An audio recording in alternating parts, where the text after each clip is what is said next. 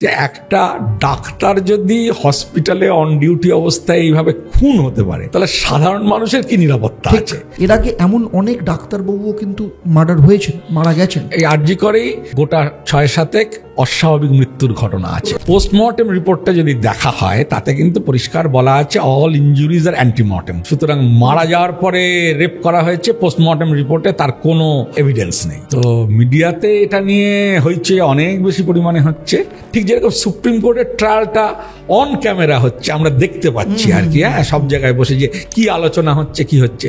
এই ট্রায়ালটা সেভাবে করতে কি অসুবিধা ছিল? আমি তো কোনো কারণ দেখি না। খুনটা যখন হয়ে থাকুক, যেখানে হয়ে থাকুক, ওখান থেকেও তো চাইলে কেউ বডিটাকে সরিয়ে অন্য কোথাও ফেলে দিতে পারতো, তাই না? হসপিটালে একটা বডিকে চাপা দিয়ে কোথাও নিয়ে চলে যাওয়া এমন কিছু শক্ত ব্যাপার না। সেভাবে যদি প্ল্যান করা হতো অরিজিনালি ব্যাপারটা, সেটা করা হয়নি। তার মানে নিশ্চয়ই করতে চাওয়া হয়নি, তার মানে দেখানোর জন্যই সম্ভব, মেসেজ দেওয়ার জন্য সম্ভবত।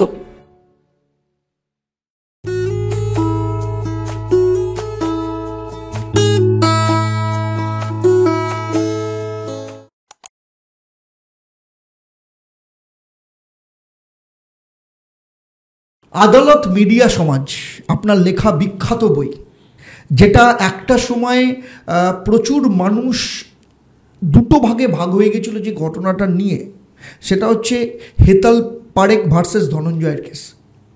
তো সেখানেও দাঁড়িয়ে আপনি যে স্ট্যান্ড পয়েন্টটা রেখেছেন, সেখানে আমার মতো অনেক মানুষেরও ধারণাটা আপনি কিন্তু কোথাও না কোথাও সেটাকে এস্টাবলিশ করেছেন যে ধনঞ্জয় কোথাও না কোথাও দোষী ছিল না, একেবারেই দোষী ছিল না। হ্যাঁ, মানে পুরোপুরি তাকে ফাঁসানো হয়েছিল, তাকে শিখণ্ডি রেখে তাকে ফাঁসানো হয়েছিল।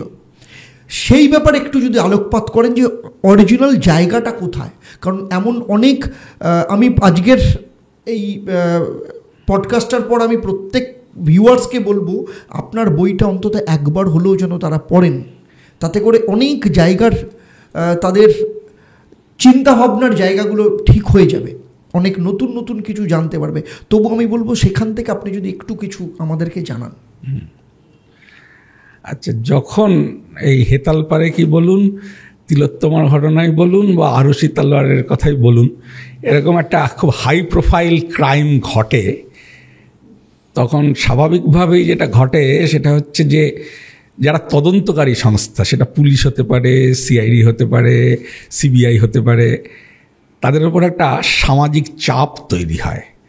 সামাজিক চাপটা হচ্ছে যে যেভাবেই হোক কোনো একটা জায়গা থেকে একটা খুনি ধরে আনতে হবে, কারণ খুনি যদি না পাওয়া যায় তাহলে সর্বনাশ হয়ে যাবে, মানে সমাজ ধ্বংস হয়ে যাবে। হ্যাঁ, সেই আমরা সামাতে পড়েছি না, রাজকোষ হতে চুরি, ধরে আন চোর। ওকে, সেই রকম ধরে আন চোরের একটা ব্যাপার ঘটে, মানে কাউকে না কাউকে সামনে দাঁড় করাতে হবে। এখন সব ক্ষেত্রেই যাকে চোর বলে ধরে আনা হয়েছে তারা নির্দোষ ছিল এরকম নয়। মানে চোর বলে অনেক সময় যাদেরকে ধরে আনা হয়েছে তারা সত্যিই চুরি করেছিল বা খুন করেছিল আর কি।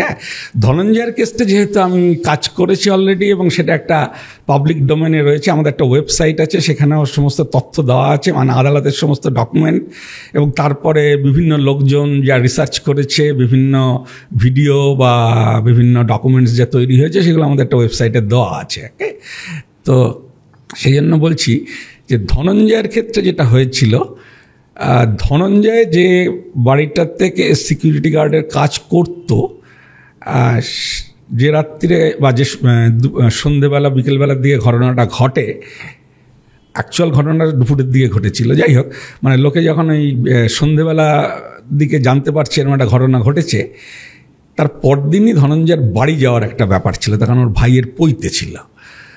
তো সেই জন্য সে অলরেডি লোকজনের কাছ থেকে ছুটি নিয়েছিল এবং লোকজনের কাছ থেকে ওর পাওনাগণ্ডা বুঝে নিয়ে ও সেদিন সেখান থেকে বেরিয়ে গেছিল। এখন যেটা হয়, ও যেতে যেতে রাস্তায় পড়ে যে এরকম একটা, মানে রাস্তায় খবরের কাগজে জানতে পারে এবং যে এরকম একটা ঘটনা ঘটেছে যেখানে ও কাজ করত এবং ও নিখোঁজ। এখন সিকিউরিটি গার্ড নিখোঁজ, কাজেই সমস্ত সন্দেহটা ওর উপর পড়ে, আর ও যথেষ্ট ভয় পেয়ে যায়। ভয় পেয়ে গিয়ে ও পালিয়ে গেছিল। তখন সমস্ত সন্দেহটাই ওর উপরে পড়ে। তখন পুলিশ আর কাউকে সেভাবে দোষী হিসেবে সেই মুহূর্তে খুঁজে পায়নি। ওরা অন্যান্য সিকিউরিটি গার্ডদেরও তুলে নিয়ে গেছিল, তাদেরকেও জিজ্ঞাসাবাদ করা হয়েছিল, তাদের কাছ থেকে কিছু পায়নি। যেহেতু ও নিখোঁজ ছিল, ওরা পুলিশ মোটামুটি ধরেই নেয় যে ও নিশ্চয়ই দোষটা করেছে আর কি, এবং দীর্ঘদিনও নিখোঁজ ছিল, ওর সন্ধান পাওয়া যাচ্ছিল না, সুতরাং ও নিশ্চয়ই পালিয়ে বেড়াচ্ছে। এবং এই সন্দেহটা এমনভাবে একটা জায়গায় পৌঁছয় যে সবাই ধরেই নিল যে ওই কাজটা করেছে। তারপরে পুলিশ যেটা শুরু করলো সেটা হলো যে আমরা তো একটা খুনি পেয়ে গেছি, এবার একমাত্র কাজ হচ্ছে কনভিকশন পাওয়া। এই কনভিকশন ব্যাপারটা কিন্তু এই তদন্তকারী এজেন্সিদের কাছে ভীষণ ইম্পর্ট্যান্ট। আপনি যদি কোনো সিবিআই অফিসারের বায়োডাটা দেখেন, তাতে দেখবেন, বা কোনো পুলিশ অফিসারের বায়োডাটা দেখেন, সেখানে দেখবেন যে সে কটা কেসে কনভিকশন পেয়েছে, সেটা খুব ইম্পর্ট্যান্ট। মানে কটা কেসে সে যে কেসটা তৈরি করেছে সেটা ফাইনালি কোর্ট কনভিকশন দিয়েছে। কনভিকশন কিন্তু আমাদের দেশে খুব কম হয়, তার কারণ পুলিশ সেভাবে তথ্য প্রমাণ জোগাড় করে উঠতে পারে না এবং মামলাও ঠিকঠাকভাবে হয় না, সেই জন্য কনভিকশন খুব কম। সেই জন্য পুলিশ অফিসারদের ক্ষেত্রে কনভিকশন ব্যাপারটা খুব ইম্পর্ট্যান্ট, ক্যারিয়ারের ক্ষেত্রে, তাদের ক্যারিয়ারের ক্ষেত্রে খুব ইম্পর্ট্যান্ট। ওকে, মানে এটা বলে লাভ নেই। আমি যেহেতু অধ্যাপনা করি, আমাদের ক্ষেত্রেও সেটা আছে। আমরা কতটা রিসার্চ করছি সেটা তো কেউ দেখে না, মানে আমরা কটা পেপার পাবলিশ করেছি সেটা দেখে আর কি। সেই পাবলিকেশন যেরকম আমাদের ক্ষেত্রে, পুলিশের ক্ষেত্রে তেমনি কনভিকশন আর কি। হ্যাঁ, তো পলিটিশিয়ানদের ক্ষেত্রে যেরকম ইলেকশন, তুমি কত ভালো কাজ করছো না করছো কেউ দেখবে রেজাল্টটা কি আসছে, তুমি ইলেকশনে জিতেছো কিনা আর কি। তো ধনঞ্জয়কে তারপর লালবাজার, মানে সব ক্ষেত্রে শান, কনভিকশন, ইলেকশন আর পাবলিকেশন, হ্যাঁ, শান দিতে হবে। হ্যাঁ, তো এই কনভিকশনটার জন্য পুলিশ যেটা বেশিরভাগ ক্ষেত্রেই করে, ওরা প্রায় সব কেসেই অল্প বিস্তর এভিডেন্স ম্যানুফ্যাকচার করে, যেগুলো বাস্তবে নেই। মানে এই গোয়েন্দা গল্পের মতো আপনি খুনের জায়গায় যখনই পুলিশ এসব করবে, একটা বোতাম খুঁজে পাবেন, নয় একটা সুতো খুঁজে পাবেন, সুতো খুঁজে পাবেন। আমরা পড়েছি না, যে ক্রিমিনাল তার প্লেস অফ ক্রাইমে সবসময় কিছু গল্পে পড়েছি আমরা আর কি।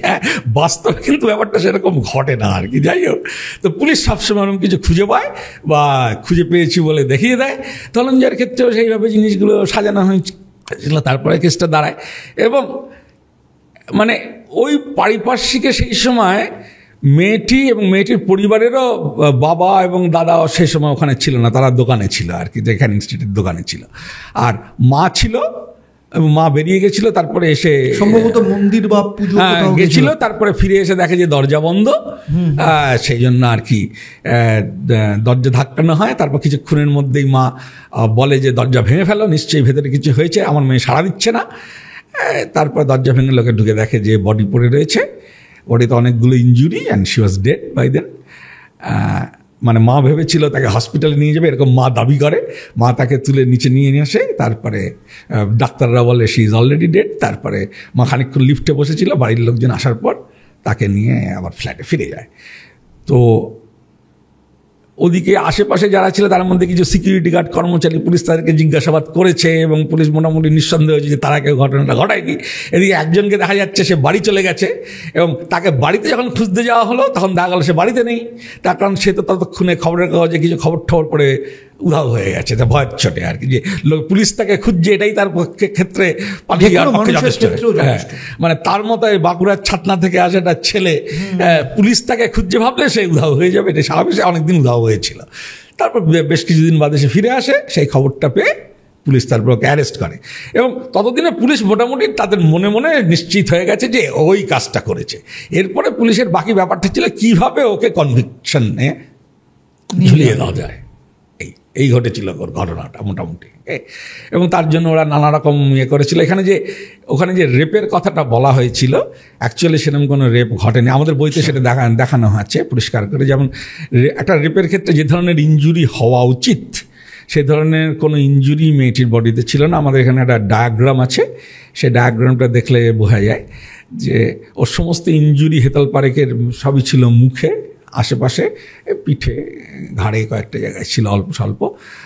আর আরও অনেক এভিডেন্স আছে যার থেকে বোঝা যায় যে দেয়ার ওয়াজ নেভার এনি রেপ। কিন্তু যতদূর আমার মনে পড়ছে সেই সময় যে কারণে ওকে ধনঞ্জয়কে ফাঁসিতে ঝোলানোর সবথেকে বড় কেন ওটা অনেক বেশি ব্রুটালি ক্রিমিনাল কাজ করেছে, যেটা কারণে বলা হয়েছিল যে মেয়েটি মারা যাবার পর তাকে রেপ করা। হ্যাঁ, এরকম একটা গল্প মিডিয়াতে এসেছিল, পলিটিশিয়ানরা এগুলো নিয়ে কথা বলেছে, বিভিন্ন পলিটিশিয়ানরা। এইটা ঠিক নয়। প্রথমত হচ্ছে পোস্টমর্টেম রিপোর্টটা যদি দেখা হয় তাতে কিন্তু পরিষ্কার বলা আছে অল ইনজুরিজ আর অ্যান্টিমর্টেম। সুতরাং মারা যাওয়ার পরে রেপ করা হয়েছে পোস্টমর্টেম রিপোর্টে তার কোনো এভিডেন্স নেই। আচ্ছা, আর দ্বিতীয় কথা হচ্ছে একটু ভালো করে তলিয়ে দেখলে বোঝা যায় যে কোনো রেপ ওখানে হয়নি। না, অবভিয়াসলি মানুষ রেপের ব্যাপারটা অনেক স্ট্রংলি রিয়াক্ট করে, পাবলিক অনেক শার্পলি রিয়াক্ট করে, কিন্তু আমাদের দেশে তো রেপের জন্য ফাঁসি হয় না, ফাঁসি মার্ডারের জন্য। পক্সো কেসে অবশ্য অন্য কথা, কিন্তু পক্সো কেস ছাড়া তখন তো পক্সো আইন ছিল না যখন এই ঘটনা হয়েছে আর কি, মানে রেপের জন্য। কিন্তু ধনঞ্জয়ের প্রতি যে পাবলিক অ্যাঙ্গারটা তৈরি হয়েছিল, যে পাবলিক ডিমান্ড ফর এক্সিকিউশনটা তৈরি হয়েছিল, তার পেছনে রেপ একটা বড় ফ্যাক্টর ছিল। যদিও রেপ ধনঞ্জয় করেনি, ইনফ্যাক্ট হেতাল পারেখের শরীরে কোনো রেপ হয়নি, এটাই হচ্ছে ঘটনা।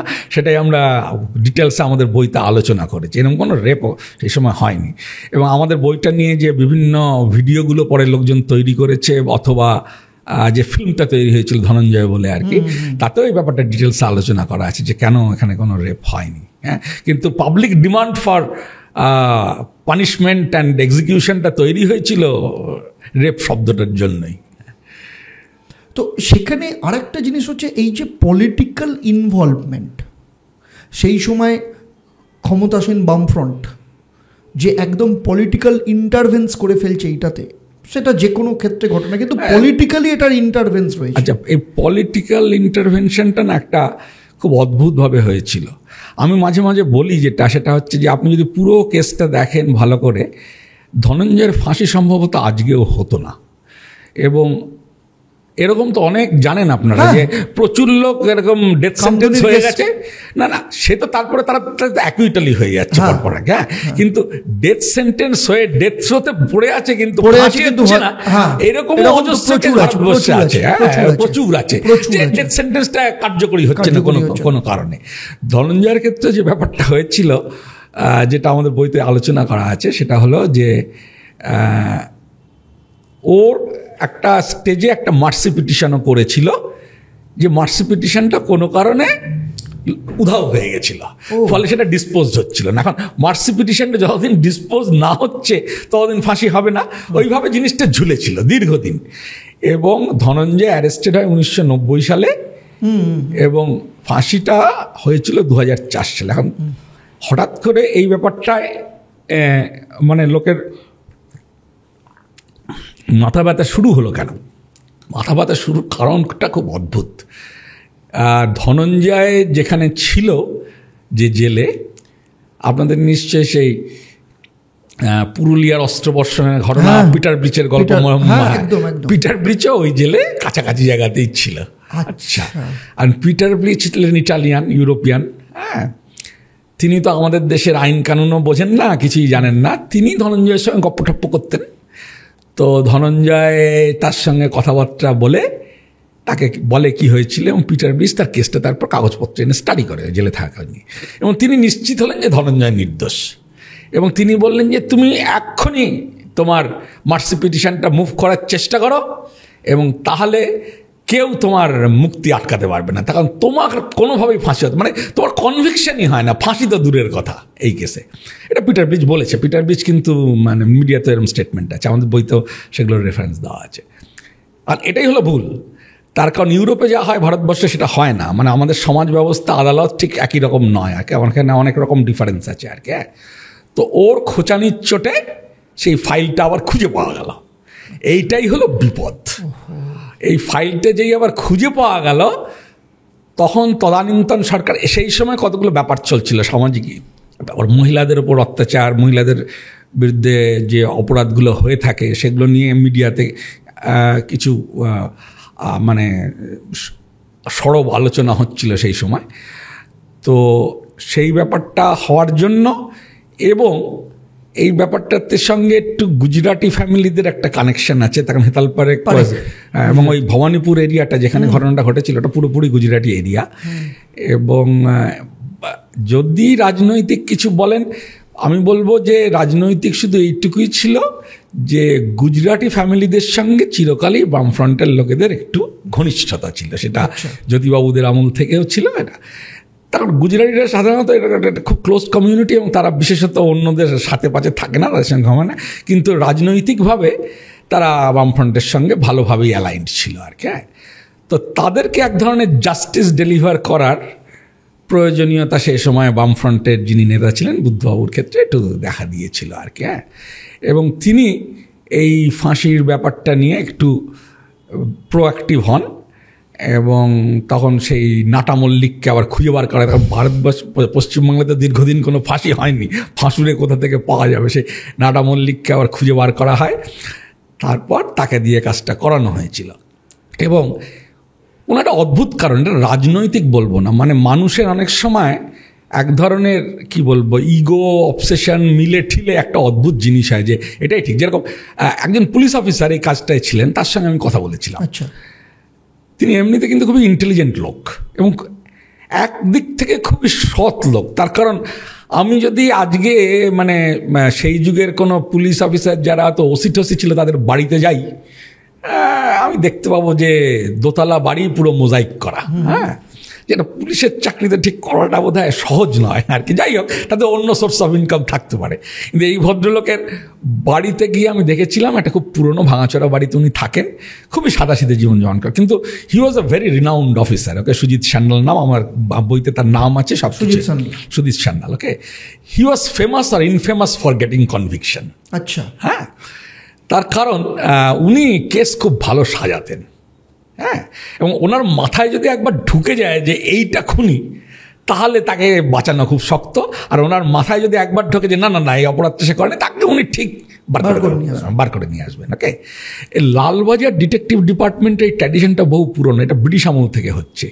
এই যে বিপ্লবীদের ধরা হতো, তারপর তাদের বিরুদ্ধে বিভিন্ন রকম চার্জ দেওয়া হতো, এই জিনিসগুলো লালবাজার করেছে দীর্ঘদিন ধরে। লালবাজারের ডিটেকটিভ ডিপার্টমেন্ট তারপর একটা সুন্দর মিউজিয়াম টিউজিয়াম বানিয়েছে, কিন্তু ওদের কার্যপদ্ধতি খুব একটা বদলায়নি, মানে সেই স্কুলেরই চলে আসছে, সেই ব্যাপারটা চলছে, সেই প্রসিডিওরটা যে আমি একজনকে আগে কোনোভাবে ঠিক করব কে খুনি হতে পারে বা কে দোষী হতে পারে, তারপর তার জন্য কেসটা তৈরি করাটা একটা অন্য অপারেশন। হ্যাঁ, সেটা এখন তারপর আমি এভিডেন্স তৈরি করব। তো সুজিতবাবু লেফট অ্যান্ড রাইট নানা রকম গল্প তৈরি করেছিলেন, যেগুলো আমরা একটা একটা করে কেটেছিলাম আমাদের বিয়েটাতে, যে দেখিয়েছিলাম যেগুলো যেমন হতে পারে না কেন। বলা হয়েছে জানলা দিয়ে মুখ বার করেও সাড়া দিয়েছে, একটা বাড়ি, বিরাট বড় বাড়ি, তার একটা অনেক উপরের তলা থেকে সে সাড়া দিচ্ছে, তার একদম তলায় দাঁড়িয়ে তার সঙ্গে তো কথা বলা সম্ভব নয়, অনেক দূরে আপনাকে সরে আসতে হবে। আর ওই ওরকম জায়গায় দাঁড়িয়ে যদি কেউ কথা বলে, পদ্মপুকুর রোডে দুনিয়ার যত লোক আছে সবাই সে আলাপ আলোচনা শুনতে হবে, সেরকম কিছু ঘটেনি সেদিন সন্ধ্যেবেলা। আচ্ছা, তারপরে সে মাথা বার করে সাড়া দিয়েছে। আর বাড়িটা একদম প্রথম থেকেই একদম সমস্ত জানলা লোহার গ্রিলে দিয়ে, ওখান দিয়ে কোনো মাথা, মানে মানুষ তো দূরের কথা, মানে বানরেরও মাথা ওখান দিয়ে বেরোবে না। তো এগুলো সবই গল্প। আনফর্চুনেট ব্যাপার যেটা, ওই মানে ওর যে উকিল ছিলেন ট্রায়াল কোর্টে, অনিল বিশ্বাস নাম ছিল তার, তিনি কিন্তু প্রথম দিকে ট্রায়ালটা ভালোই করছিলেন, কিন্তু একটা স্টেজের পর he seems that he lost interest. সেটা হয়তো মানে আর্থিক ব্যাপারের জন্যই হোক বা অন্য কোনো কারণেই হোক, সেটা আমি বলতে পারবো না। উনি কিন্তু প্লেস অফ অকারেন্স ভিজিটও করেছিলেন, অথচ এই পয়েন্টগুলো উনি কিন্তু কখনো তোলেননি ট্রায়ালে। ধনঞ্জয়ের যিনি উকিল ছিলেন, হ্যাঁ, মানে ধনঞ্জয়ের যে ডিফেন্স কাউন্সিল যে ছিল, মানে উনি এগুলো বলেননি কিন্তু, যে ওই বাড়ির ওই জানলা থেকে ওইভাবে সাড়া দিয়ে কথা বলা সম্ভব নয়, ওখান থেকে আওয়াজ করলে পরে কেউ শুনতে পাবে না, যেখানে দাঁড়িয়ে শুনতে পেয়েছে বলে বলা হচ্ছে, অথবা জানলা দিয়ে ওরকমভাবে মুখ বার করা সম্ভব না, এই কথাগুলো ওনার বলার কথা। তার কারণ বিল্ডিংয়ে গিয়ে আমরা এগুলো দেখতে পাচ্ছি, লোকজনকে জিজ্ঞেস করেছি আমরা যে আমরা তো অনেকদিন পরে গেছি, এই লোহার গ্রিলগুলো কি পরে বসানো হয়েছে ঘটনার পরে? তারপরে যে আপনি দেখছেন না সারা বাড়িতে একই ডিজাইনের গ্রিল, বাড়ি যেদিন তৈরি হয়েছে সেদিন থেকে এই লোহার গ্রিলগুলো সব আছে। সো এইরকমই ব্যাপার, মানে একটার পর একটা ভাবে জিনিসটা ঘটেছে। মানে একটা কথা আছে না, anything that could go wrong went wrong for this ফেলো। লোকটা বেকার ভয় পেয়ে পালিয়ে গেল, হ্যাঁ, তারপর অনেক দিন তাকে খুঁজে পাওয়া গেল না, পুলিশ ধরে নিল, ও যখন পালিয়ে আছে ওই খুনটা করেছে। এইবার তাকে একসময় খুঁজে পেল, যখন মানে বাতাস একটু ঠান্ডা হয়ে গেছে, সে ভাবলো এবার বাড়ি চলে যাই। বাড়িতে যেতেই পুলিশের লোক খবর দিল, তাকে ধরে নিয়ে আসলো। তারপর বাকি কাজটা পুলিশের একটা সাজালো। আর এই সাজানোটা খুব খারাপ ছিল, ভীষণই খারাপ ছিল। মানে আজকে আমাদের এই মামলাতে এই বিভিন্ন চার্জশিট নিয়ে নানা রকম সমালোচনা হচ্ছে, ঠিক তার থেকেও বেশি সমালোচনা সম্ভবত ধনঞ্জয়ের কেসটা নিয়ে করা যায়, যেটা আমরা করেছি আর কি। হ্যাঁ, কিন্তু সেই কেসটাই দিব্যি সুন্দর সেই সময় আদালতে বেরিয়ে গেছে, কনভিকশন হয়েছে। মানে লাস্টে রাষ্ট্রপতিও বোধহয় মার্সি পিটিশন, হ্যাঁ, তার কারণ এরকম তো একটা গল্প তৈরি হলো না, যে একটা অতটুকু একটা মেয়েকে ওইভাবে রেপ করে খুন করা হয়েছে, এটা ক্ষমার অযোগ্য। অথচ রেপটাও যে হয়নি আর খুনটা যে করেনি, সেই পসিবিলিটিটা কেউ ভাবছে না। মানে এই বিশ্বাসটা এতটাই জোরালো হয়ে গেছিল, মানে যারা যে সমস্ত মানবাধিকার গোষ্ঠী, তাদের সঙ্গে আমি পরে কথা বলেছি, তখন ফাঁসির সময় আন্দোলনে নেমেছিল, তাদের কিন্তু বক্তব্য ছিল যে মানে ফাঁসিটা আমরা চাই না, আমরা একবারও বলছি না ও নির্দোষ।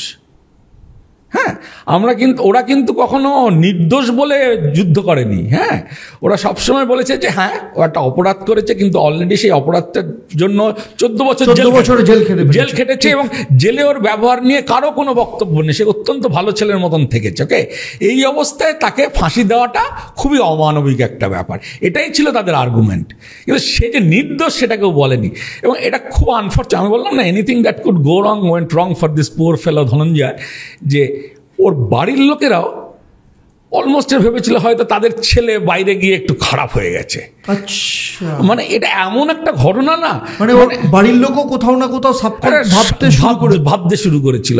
মানে এটা থেকেও ভাবতে পারছে না যে পরিবারের লোকেরই ওকে মেরেছে। হ্যাঁ, আর মানে এটা সবার চিন্তার অতীত। পুলিশ এই পসিবিলিটিটাই কখনো ভাবেনি যে বাড়িতে মেয়েটা মায়ের উপস্থিতিতেই খুন হয়েছে, এবং সম্ভবত মা এখানে খুনের সঙ্গে ইনভলভ, আরও কেউও থাকতে পারে, কিন্তু মানে মায়ের অজ্ঞাতসারে ঘটনাটা ঘটেনি কখনোই আর কি। হ্যাঁ, সেটাই আমরা প্রমাণ করেছি যে মায়ের অজ্ঞাতসারে ঘটেনি, এবং মায়ের উপস্থিতিতেই ঘটনাটা ঘটেছে।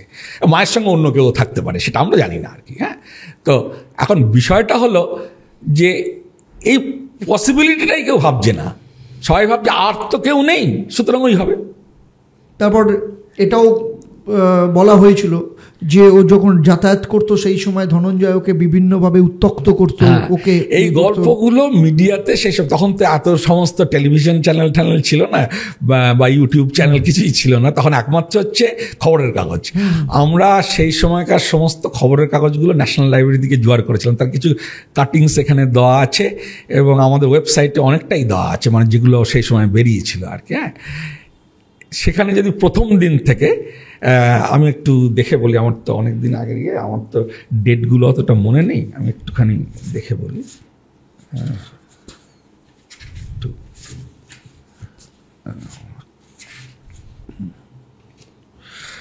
আচ্ছা, ঘটনাটা ঘটেছিল 1990 সালের সম্ভবত মার্চ মাসে। হ্যাঁ, 5ই মার্চ। হ্যাঁ, 1990 সালের 5ই মার্চ। এখন এই 6ই মার্চ থেকে খবরের কাগজে জিনিসগুলো বেরোচ্ছে, এবং রিপোর্টগুলো পড়লেই আপনি বুঝতে পারবেন যে সেগুলো এসেনশিয়ালি হচ্ছে লালবাজারের প্রেস ব্রিফিং।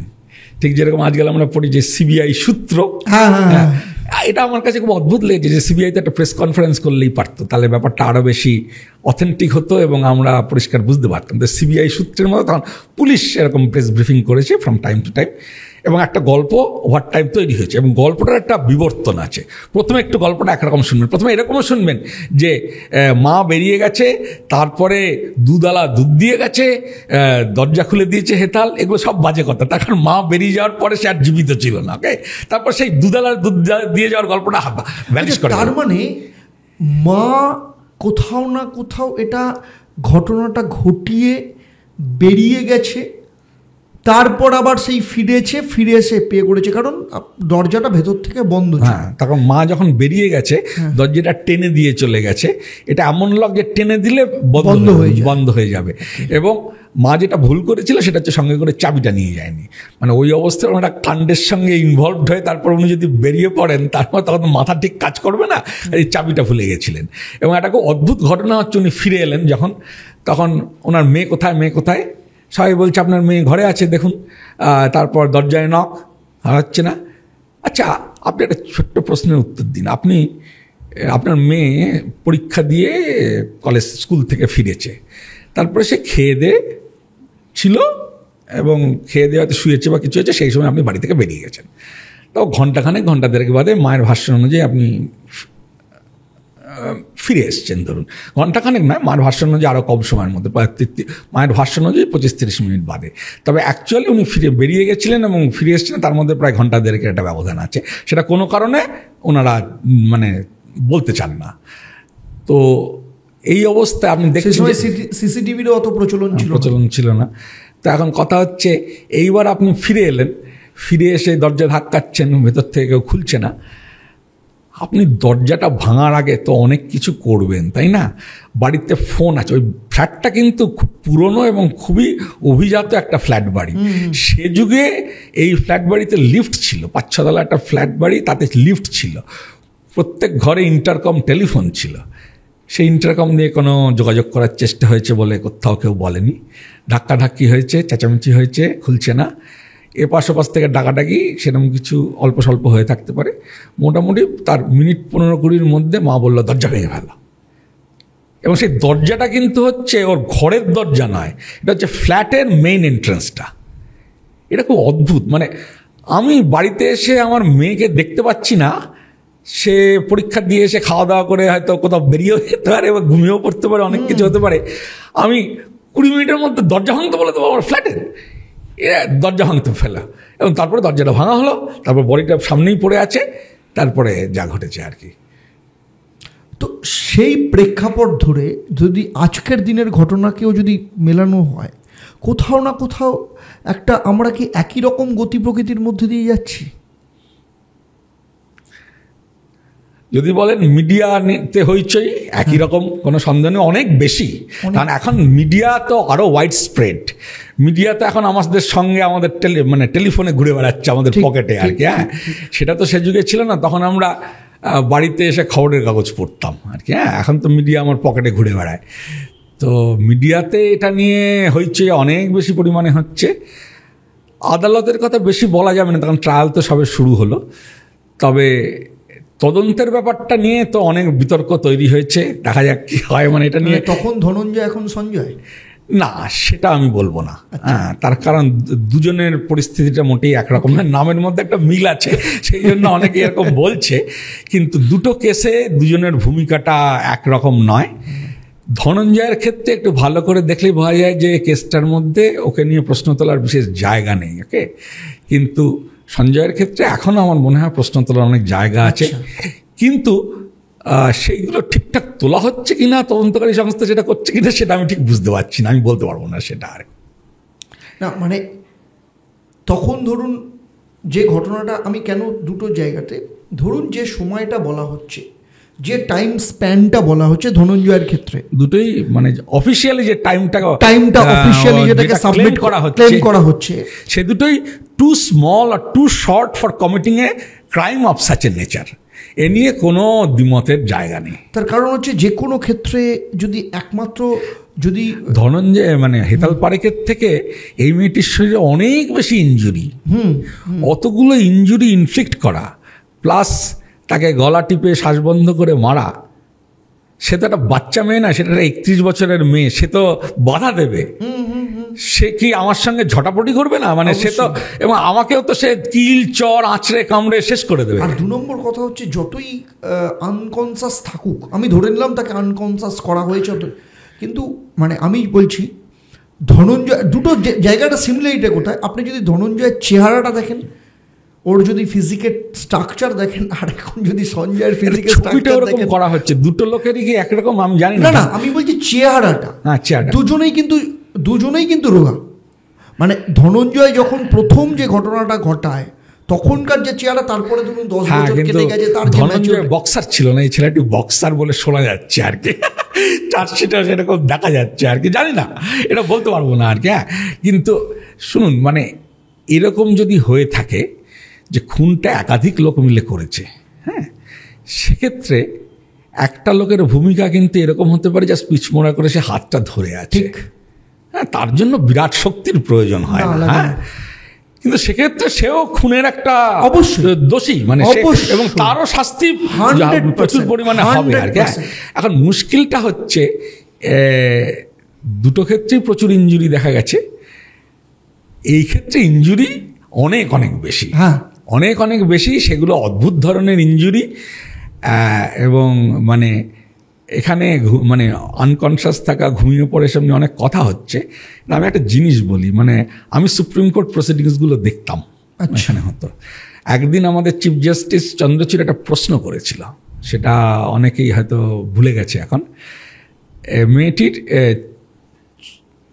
ডেড বডিতে, এটা মিডিয়াতে প্রচুর পরিমাণে চোখের কাছে কালো হয়ে আছে, সেখান থেকে ব্লিডিং হয়েছে, এবং লোকে বলছে যে এমনভাবে মারা হয়েছে চশমাটা ভেঙে চোখে ঢুকে গেছে, তার থেকে ব্লিডিং হয়েছে। এটা হতে পারে।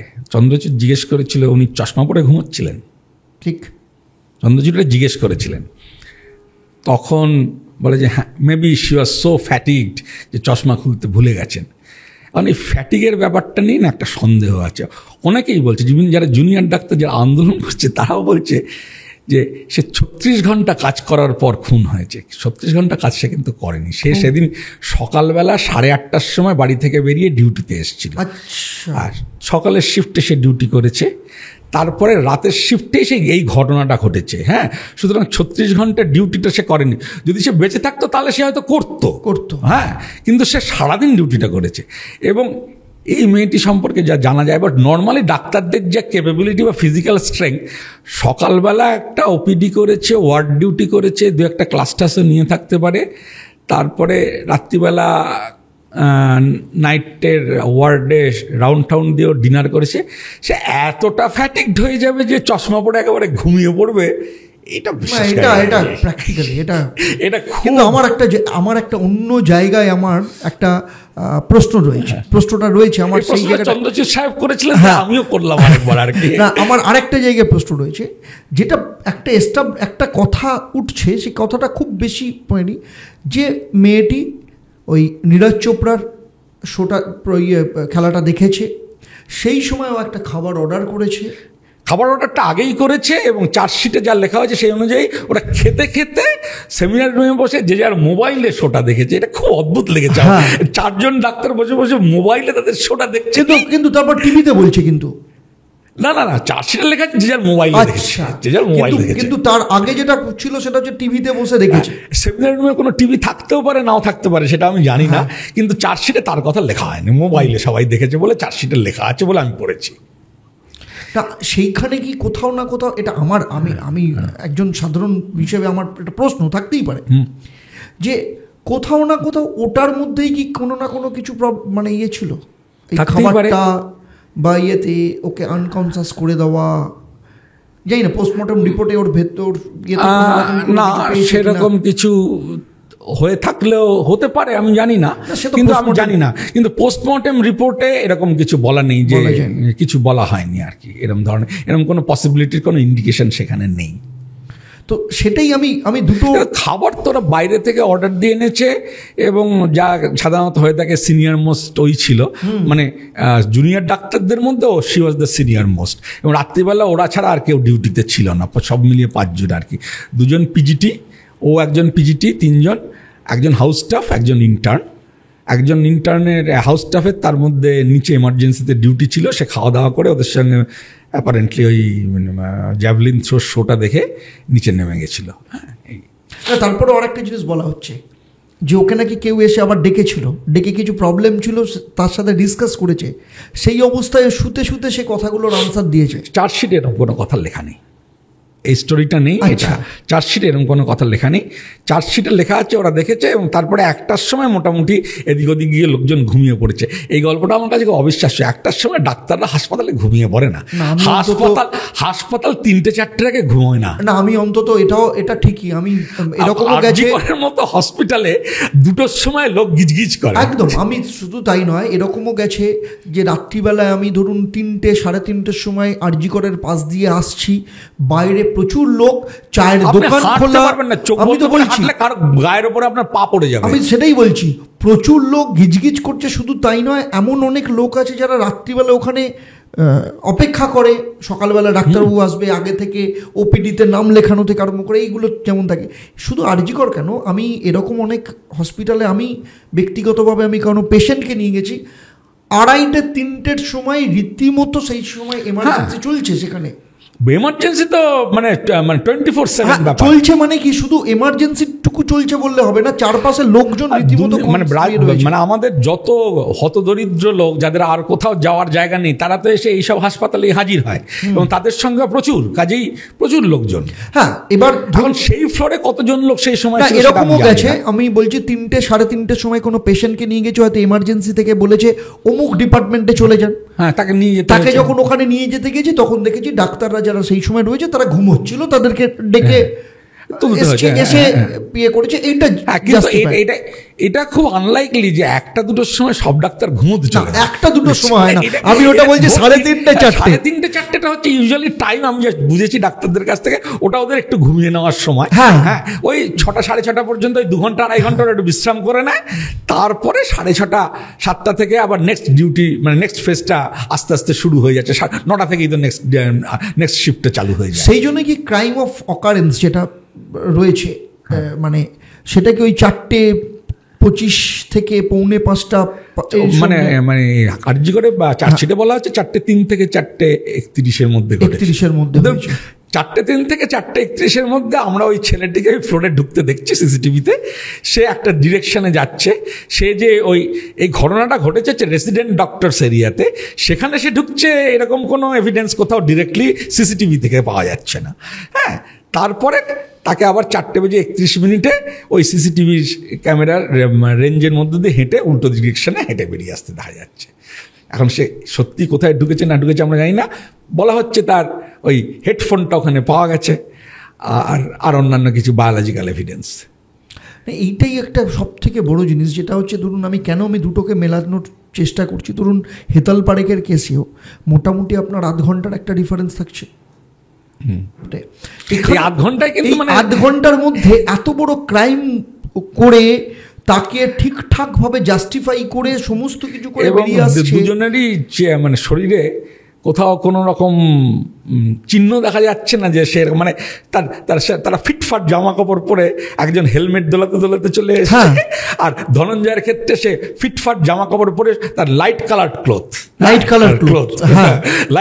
ক্লথ পরে সে, এবং ধনঞ্জয়ের জামা কাপড়ে কোথাও রক্তের দাগ কিন্তু কোনোদিনই পাওয়া যায়নি, ফরেন্সিক বলেনি কখনো, সেটাও আমি বলেছি। হ্যাঁ, এবং সে সিঁড়ি দিয়ে নেমে চলে যাচ্ছে। সো এটা থেকে একটাই কনক্লুড করতে আমি চাই, সেটা হচ্ছে যে ওই টাইম উইন্ডোতে ঘটাটা প্রায় অসম্ভব। ঘটনাটা যদি ওই ব্যক্তি ঘটিয়ে থাকে, সে ঘটাতে পারে, সে তাহলে অন্য সময় ঘটিয়েছে, ওই সময় না, এক্স্যাক্টলি ওই সময় ঘটায়নি সে। সেটাই, যে হয়তো অন্য জায়গায় করে নিয়ে এসে ওখানে করেছে, আগে করেছে ওই জায়গাতেই করেছে, আগে করেছে। তাহলে তদন্তটা তো সেইভাবে করা দরকার আছে বলে আমার মনে হয়। তো আপনার কি মনে হয় এখানেও কি এই তদন্তটাকে, আপনার আজকে অ্যাসেসমেন্টটাই খুব ইম্পর্টেন্ট। আমি কেন বলছি, তার কারণ হচ্ছে একটা কেস আপনি দেখেছেন, আপনি বুঝেছেন, সেই জায়গা দাঁড়িয়ে আপনার কি মনে হয় যে আজকের দিনে দাঁড়িয়ে কোথাও না কোথাও তদন্ত কি ঠিকঠাক গতিপ্রকৃতিতে এগোচ্ছে, নাকি আবার সেই ওই জায়গাটাতে এসে? দেখুন, যে পরিমাণ বিতর্ক এই ট্রায়ালটা নিয়ে হচ্ছে, এবং এই চার্জশিটটা বেরোনোর পরপরই জুনিয়র ডাক্তার ফোরামের তরফ থেকে একটা লম্বা চিঠি দেওয়া হয়েছিল সিবিআইকে। তাতে ওরা 10-12টা পয়েন্ট লিখেছিল যে কেন এই চার্জশিটটা তাদের কাছে গ্রহণযোগ্য বলে মনে হচ্ছে না। হ্যাঁ, তার বাইরেও অনেক কিছু আমরা লক্ষ্য করেছি, কিন্তু ওরা খুব পরিষ্কারভাবে কয়েকটা পয়েন্ট বলেছিল আর কি। হ্যাঁ, তা সেগুলো পড়লেই বোঝা যায় যে কোথাও একটা কিছু গোলমাল আছে। দুটো কেসের মধ্যে যেটা গ্লেয়ারিং ডিফারেন্স, এই কেসটা তো ভীষণ রকম পাবলিক স্ক্যানারে হচ্ছে, ধনঞ্জয়ের কেসটা সেভাবে হয়নি। এবং এই যে ট্রায়ালটা ইন ক্যামেরা করা হচ্ছে, এটা কেন করা হচ্ছে আমি জানি না, এটা করাটা খুব হাস্যকর। হ্যাঁ, তার কারণ সবাই সব কিছু আলটিমেটলি শুনে ফেলছে এবং মানে তার থেকে জিনিসটা ওপেনলি করলে বোধহয় ভালো হতো। হ্যাঁ, মানে জনগণকে লুকিয়ে কিছু করলে ভালো কিছু হয়, এটা আমি কোনোদিন বিশ্বাস করি না। ওকে, মানে জনগণকে নজর থেকে কোনো একটা জিনিস সরিয়ে দেবো, তাহলে জিনিসটা ঠিকঠাক হবে, আর জনগণের চোখের সামনে করলে সেটা ঠিকঠাক হবে না, এইটা খুব ভুল ধারণা। তবে একটা জিনিস অবশ্যই হচ্ছে এখানে, এটার জন্য আমার মতে আমাদের সাধারণ মানুষকে একটু হওয়া দরকার। সেটা হচ্ছে যে আমাদের একটা টেন্ডেন্সি আছে অনেক সময়, মানে মিডিয়াতে যা বলা হচ্ছে অন্য জিনিস, we get swayed very quickly. Okay, এখন একটা ট্রায়াল হওয়ার আগেই মাঝে মাঝে আমরাও লোকজনকে দোষী বানিয়ে ফেলছি, এবং যখন অ্যাকিউজকে নিয়ে আসা হচ্ছে তার গাড়ি ভাঙচুর করছি। এটা ঠিক নয়। সম্ভবত এই কথাটা ভেবেই ট্রায়ালটাকে ইন ক্যামেরা রাখা হয়েছে, কিন্তু এটার জন্য জিনিসটা ইন ক্যামেরা রাখার কোনো দরকার ছিল না। এরকম হতে পারে যে লোকজনকে সিকিউর ওয়েতে করা দরকার ছিল, কিন্তু ঠিক যেরকম সুপ্রিম কোর্টের ট্রায়ালটা অন ক্যামেরা হচ্ছে, আমরা দেখতে পাচ্ছি আর কি। হ্যাঁ, সব জায়গায় বসে যে কি আলোচনা হচ্ছে, কি হচ্ছে, এই ট্রায়ালটা সেভাবে করতে কি অসুবিধা ছিল? আমি তো কোনো কারণ দেখি না। মানে রেপ কেসে এটা সাধারণত করা হয় না, তার কারণ রেপ ভিকটিমের ক্ষেত্রে কিছু সেন্সিটিভ কোয়েশ্চেন হয়তো লয়াররা জিজ্ঞেস করে, সেটা তার পক্ষে বা তার পরিবারের পক্ষে খুব খারাপ, সেটা জনগণের সম্মুখে আসা উচিত নয়। কিন্তু এখানে তো সেই ইস্যুটা নেই, তার কারণ সে তো মৃত। এবং আমি তো যা বুঝছি, মানে এই মেয়েটির পরিবার সব কিছু জনসমক্ষে হোক, এটাই তারা চাইছে। লুকিয়ে চুরিয়ে কিছু করা হোক, এটা তারা একেবারেই কখনো চেয়েছে বলে আমার তো মনে হয়নি আর কি, আমি যা পড়েছি তাদের সম্পর্কে। কিন্তু কোথাও না কোথাও গতি প্রকৃতিটা, মানে যারা চাইছে, আমি অ্যাপার্ট ফ্রম আমি বলছি ফ্যামিলি, বাদবাকি যারা চাইছে, আর যেটা ঘটনা ঘটছে, কোথাও না কোথাও মনে হচ্ছে না যে ঘটনার থেকে আস্তে আস্তে সব কিছু দূরে চলে যাচ্ছে, অন্য বিষয়গুলো ইনভলভ হয়ে যাচ্ছে আসল ঘটনাটাকে সরিয়ে দিয়ে? এটা এই কেসটাতে অনেক বেশি পরিমাণে হয়েছে। ধনঞ্জয়ের কেসে হয়তো অতটা হয়নি। ধনঞ্জয়ের কেসে মহিলাদের অধিকার, মহিলাদের উপর অত্যাচার ব্যাপারটা ভীষণ গুরুত্ব পেয়ে গেছিলো, এবং সুপ্রিম কোর্টের জাজমেন্টটা বললে মাঝে মাঝে হাসি পায়, তার কারণ সেখানে সুপ্রিম কোর্টের জাজেরা একটা জায়গায় একটা বিরাট লেকচার লিখেছে, বলেছে যে court has to respond to the Cry of the society. Cry of the সোসাইটিতে রেসপন্ড করার দায়িত্ব কোর্টের নেই, আমি যতদূর বুঝি। কোর্টের দায়িত্ব হচ্ছে লিগাল প্রসিডিংসটাকে ফলো করা, এবং সেই লিগাল প্রসিডিংসে যা পাওয়া যাচ্ছে তার ভিত্তিতে একটা সিদ্ধান্ত নেওয়া। কারণ কোর্ট যদি হঠাৎ করে ক্রাই অফ দি সোসাইটি শোনার চেষ্টা করে, সেই ক্রাইটা তাকে কে শোনাচ্ছে, কিভাবে শোনাচ্ছে, সেটা খুব ইম্পর্ট্যান্ট হয়ে দাঁড়াবে আর কি। হ্যাঁ, কিন্তু এখানে অনেকগুলো ইস্যু এসছে। তার স্বাভাবিকভাবেই যে একটা ডাক্তার যদি হসপিটালে অন ডিউটি অবস্থায় এইভাবে খুন হতে পারে, তাহলে সাধারণ মানুষের কি নিরাপত্তা আছে, এবং হসপিটালগুলোর অবস্থা কীরকম, মানে যেখানে এরকম একটা ঘটনা ঘটতে পারে, যেটা অকল্পনীয় একটা ঘটনা আর কি। হ্যাঁ, তো সেই জন্যই মানে অন্য স্বাস্থ্য ব্যবস্থা সংক্রান্ত ইস্যুগুলো এসছে, এবং স্বাস্থ্য ব্যবস্থা এবং তৎসংশ্লিষ্ট রাজনীতির সঙ্গে অপরাধের যোগাযোগ, এই ব্যাপারগুলো এসেছে।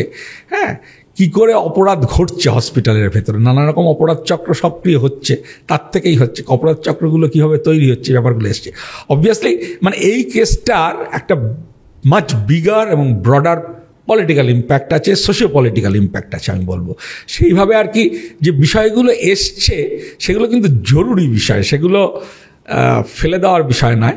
তবে এটাও ঠিক যে এই বিষয়গুলো খানিকটা একটু ঢেকে দিচ্ছে মূল ক্রাইমটাকে আর কি। এবং তার কারণ হচ্ছে, ধরুন আজকে যে বিষয়গুলো নিয়ে উঠছে, যে তার জন্য এই ঘটনাটা ঘটেছে বা এর পেছনে এই ঘটনাগুলো দায়ী, যেসব কারণগুলোকে দায়ী করা হচ্ছে, এগুলো তো আগেও ছিল, এবং এগুলো আগে থাকার জন্য এরকম শুধু এই কেসটা নয়, এই তিলোত্তমার কেসটা নয়, এর আগে এমন অনেক ডাক্তারবাবুও কিন্তু মারা গেছেন। এই আরজি করেই গোটা ৬-৭ অস্বাভাবিক মৃত্যুর ঘটনা আছে। ওটা তো গেছে। শুধু তাই নয়, আজ থেকে বহু বছর আগে রানাঘাটের হসপিটালে ডক্টর চন্দন, আমি টাইটেলটা এই মুহূর্তে আমার মনে পড়ছে না, আমি বুঝতে পারছি কোন ঘটনার কথা বলছে। তিনি গাইনোকোলজিস্ট ছিলেন, তাকে তিনি মার্ডার হয়েছেন। আমাদের শ্রীরামপুর ওয়ালস হসপিটালের ডক্টর রামকৃষ্ণ পাল, সম্ভবত সুশীল পাল, সুশীল পাল, ডক্টর সুশীল নার্সিং হোমে, সরি মাফ করবেন, ডক্টর সুশীল পাল, তিনিও একই রকম ক্ষেত্রে।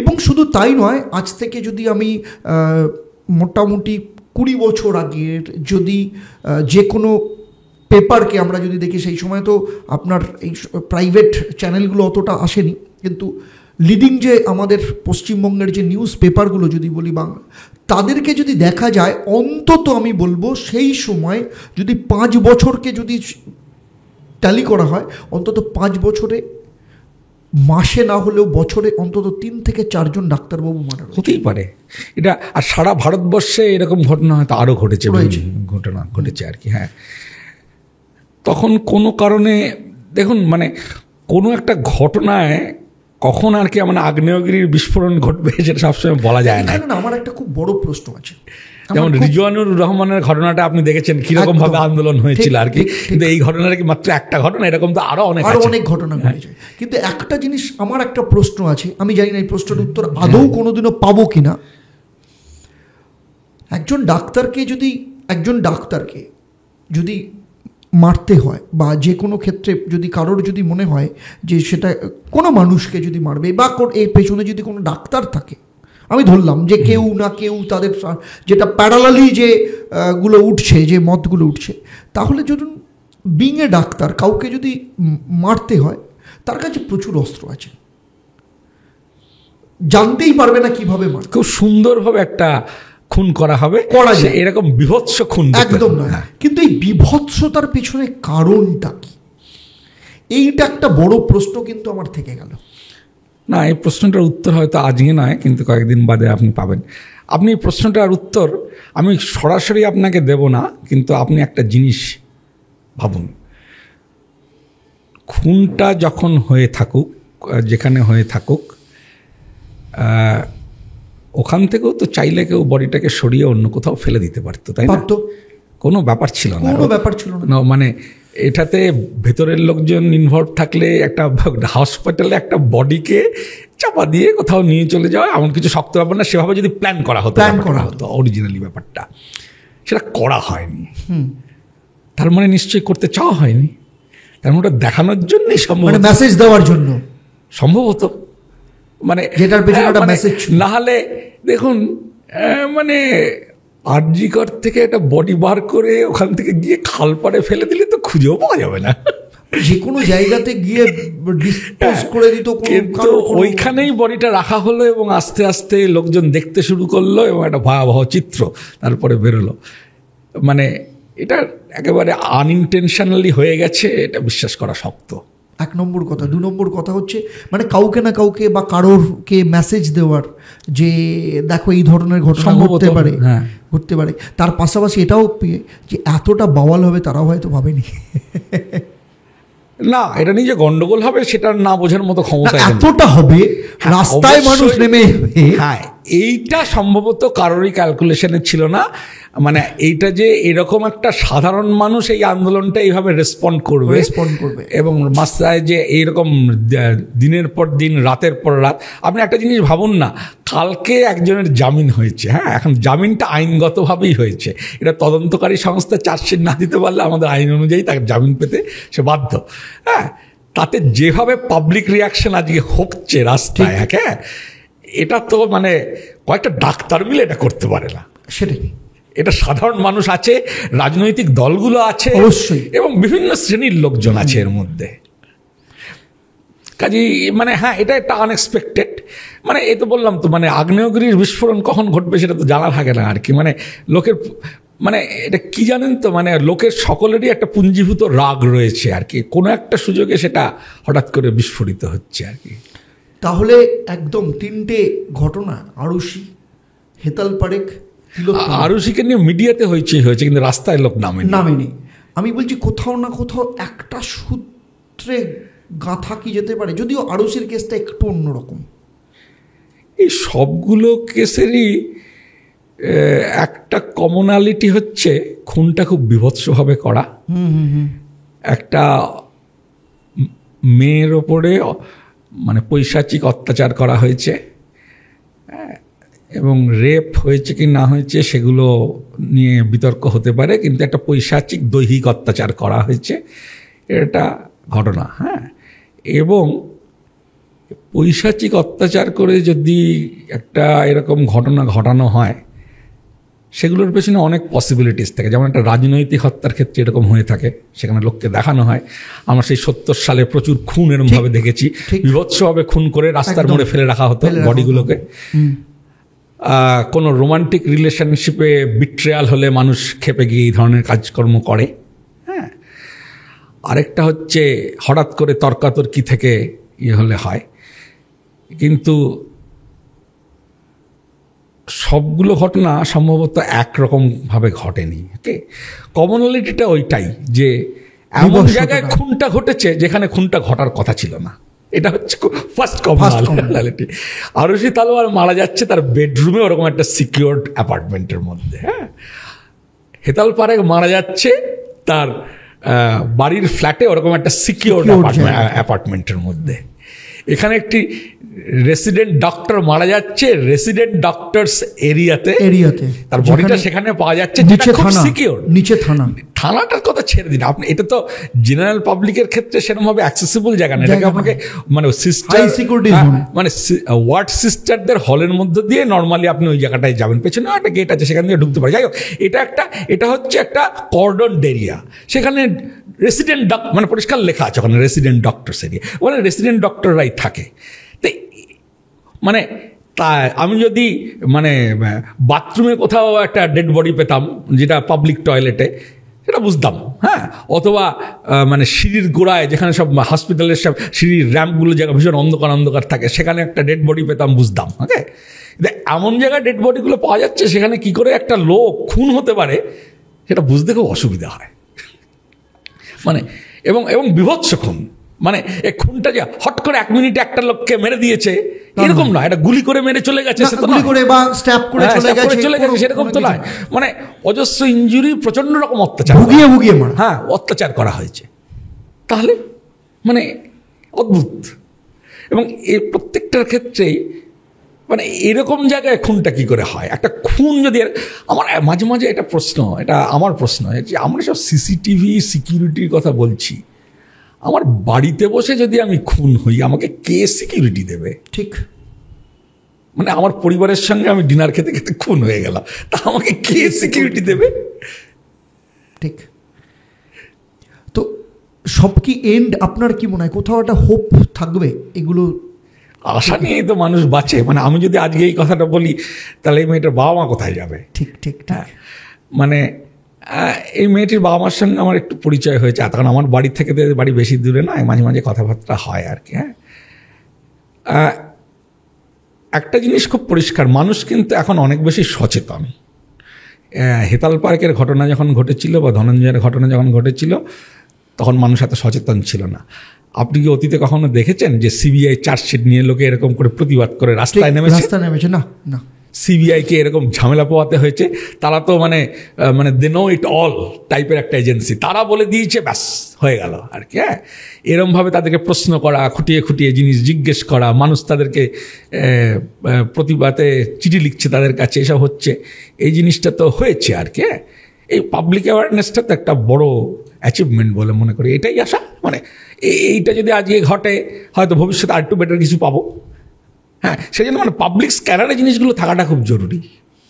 অনেক অনেক ধন্যবাদ আপনাকে। আমরা প্রচুর কিছু আজকে জানলাম, এবং শুধু তাই নয়, মানে আমি বলবো আজকে আপনার সাথে আলোচনা করে এমন কিছু কিছু সম্ভাবনাগুলো মানুষের কাছে এলো, যেগুলো সত্যি আবার নতুন করে মানুষ ভাবতে শুরু করবে।